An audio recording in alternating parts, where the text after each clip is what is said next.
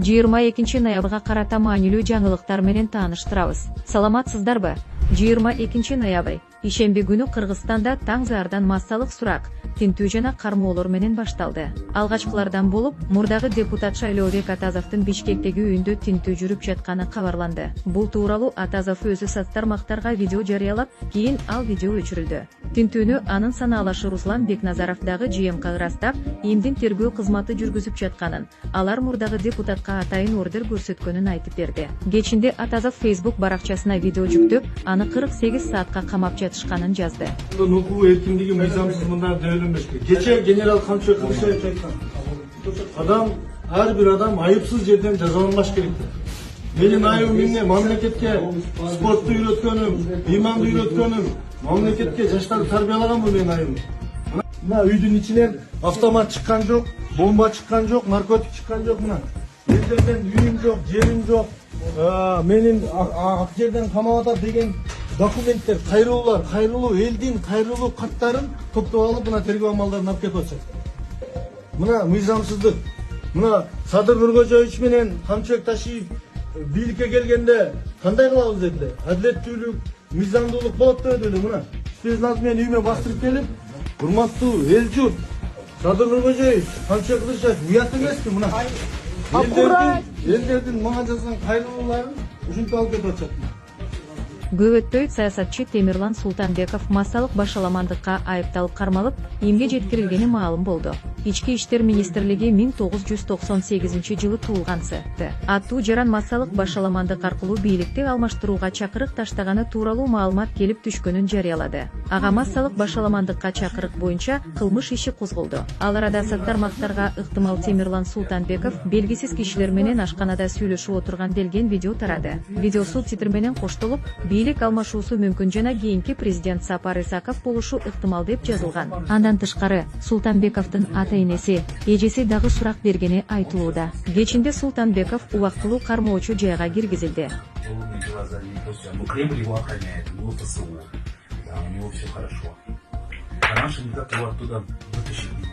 Россия не может такого человека дать?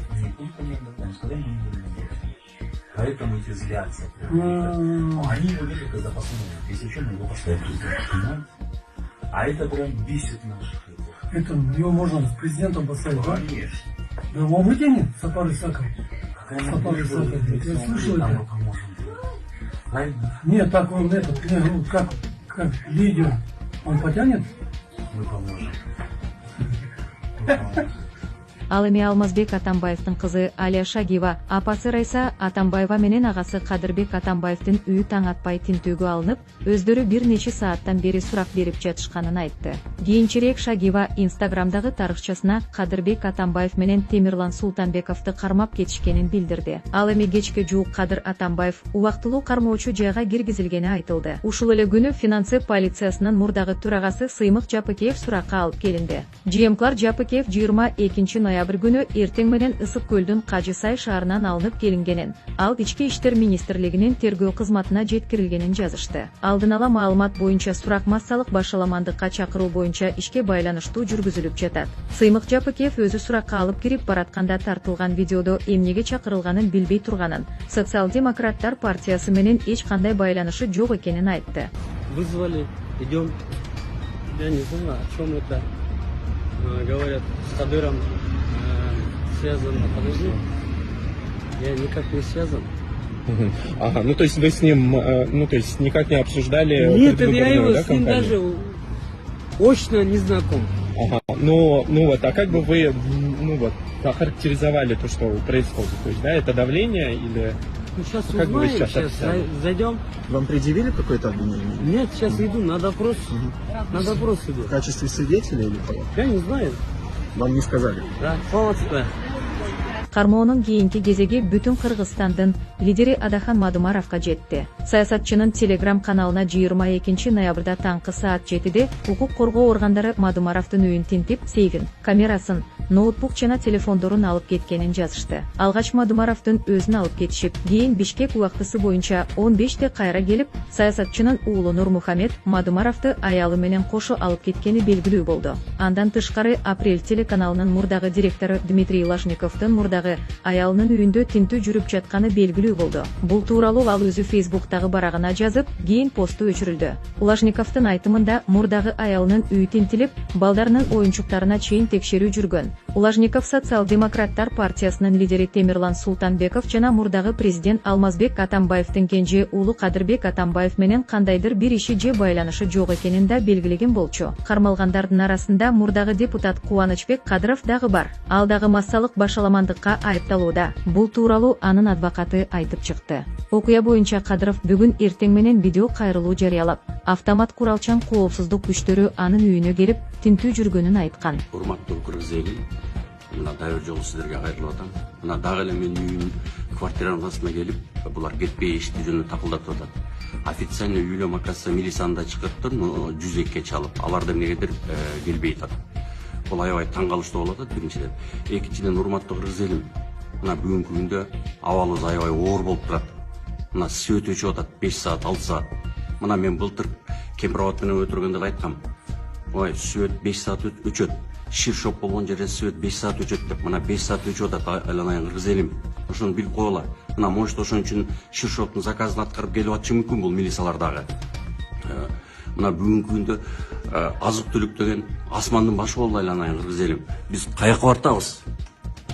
Мына светтин баары майник менен жеп коюшуп, мына эмне болуп атат? Мына мен сотто былтыр сотто турганда, кемпирабад боюнча өтүп атканда ошол жерде айткам, шир шоп болгон жерде суу сатылат, 2 миллиард суу сатылат деген. Мына ошонун дагы 2 миллиард суу жетпей аткан Садыр Нуркожоевич өзү дагы айтты, урматтуу кыргыз элим. Мына мен ошону билгендей эле айтып турдум. Бүгүнкү күндө элдерибиз чыдабай калды. Мына кымбатчылыкка. Эт деген 809 сомго чыкты. Мына аракет кылышып атат, бирок чүрөбүздө, бирок эттин баасы бүгүнкү түшпөй атат. Мына таксистерге да аябай проблема болуп, таксистерге лицензия деп атат. Таксистерге лицензиянын эмне кереги бар? Бул абдан эл бүгүнкү күндө кыйналып кетти. Андан тышкары айта турган болсок, мына бүгүнкү күндө дагы элдерге да мен кошуламын. Жана Кытай маселесинде Кытай келиш керек, инвестор келиш керек. Бирок баары мыйзам чегинде болуш керек. Ошо эгер железный дороганы сала турган болсок, жана чоң зданияларды, үйлөрдү сала турган болсок, ошо Кытайлардын баарынан да жогорку кеңеш квотаны бекитип бериш керек. Что кыргыз эл билиш керек. Ошо 5000 келеби, 10000 келеби, ошонун баарын кыргыз эл билиш керек, баары ачык болуш керек. Ошо билгенден кийин, андан кийин алар ошо жана аткара турган жумушун аткарып туруп, ошол маалда бирөөдө калбай туруп чыгып кетиш керек. Урматтуу кыргыз элим, дайыр жолго кайталайм. Бул эмне деген беспредел? Келип мына үй бүлөмдү дагы эле такылдатып, эшикти ачып атышыптыр. Дайыр жол айтып коеюн.